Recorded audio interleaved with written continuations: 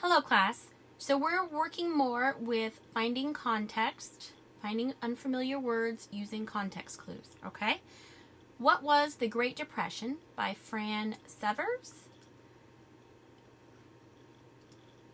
So, words to know. As you read, look inside, around and beyond. These words to figure out what they mean, financial and economy. When World War I officially ended in 1919, Americans were tired of the war and ready for good times. In the early 1920s, there were plenty of jobs in the United States. People earned good incomes, businesses grew quickly.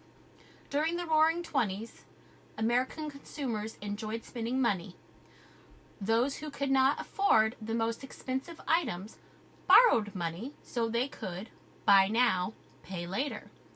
They bought new homes, they purchased cars, washing machines, and other large items.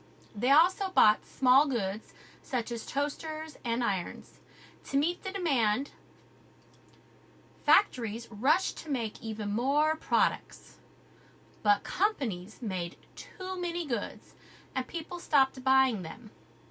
By the end of the 1920s, warehouses were filled up with merchandise that no one bought. Factory production slowed down. Many factory workers lost their jobs. So we have a photo right here. During the 1920s, many Americans grew wealthier. They spent their money on new inventions such as the electric refrigerator, shown in this photograph. Not like ours, is it? It's a little bit smaller. All right. At the same time, many Americans decided to invest money in the stock market. They hoped to get rich quickly. The stock market is a place where shares of stock in different companies are bought and sold. People hope to make a high return by buying stock at a low price and selling it at a higher price.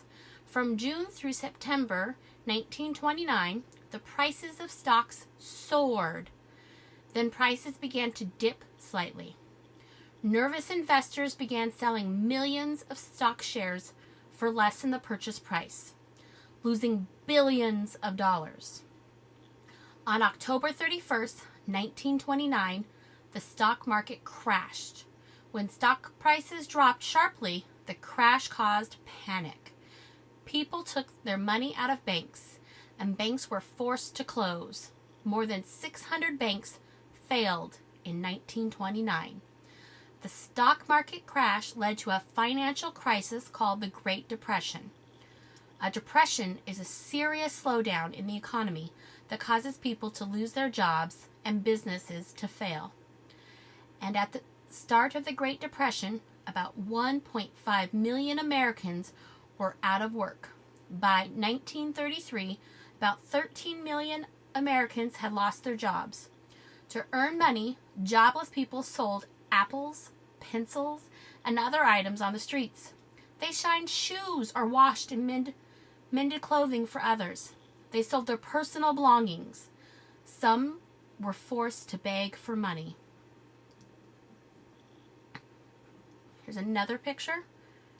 During the Great Depression, many Americans lost not just their jobs, but also their homes. For shelter, these men and women built shacks on the outskirts of cities. So this is a shack city, okay, outside of a major town. Without an income, thousands of jobless Americans lost their homes because they did not have the money to pay rent. If they had borrowed money to buy a house, they could not pay their loans. So the bank took their homes. People were forced to live with friends or family members. If necessary, they stayed in churches or rooming houses. Sometimes the homeless built shacks from old crates and scrap metal. These temporary homes lacked electricity or running water.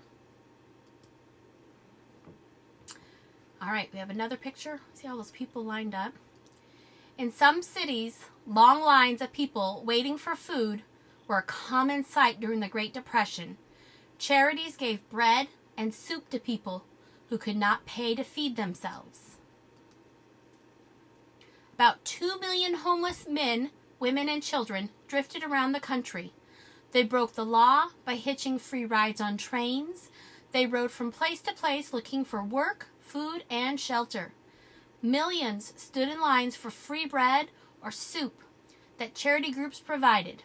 In 1931, charity groups in New York City served about 85,000 free meals every day. Under President Franklin D. Roosevelt, America's economy slowly improved. Roosevelt's plan to fix the nation's money problems was called the New Deal. To improve the situation, the government passed laws that changed banking systems, provided the needy with aid, and created new jobs. In 1933, about 25% of Americans were jobless. By 1937, the unemployment rate had fallen to about 14%. Unfortunately, nearly 8 million Americans still did not have jobs. The Great Depression lasted for more than 10 years. In 1941, the United States entered World War II. Factories started making war supplies, such as airplanes, tanks, and ships. As the need for war supplies increased, businesses hired more and more people. America's hard times finally came to an end. All right, so I did some highlighting and underlining to give you clues on your assignment, and I would like for you to participate in today's discussion about how this compares to what's going on currently. All right, class?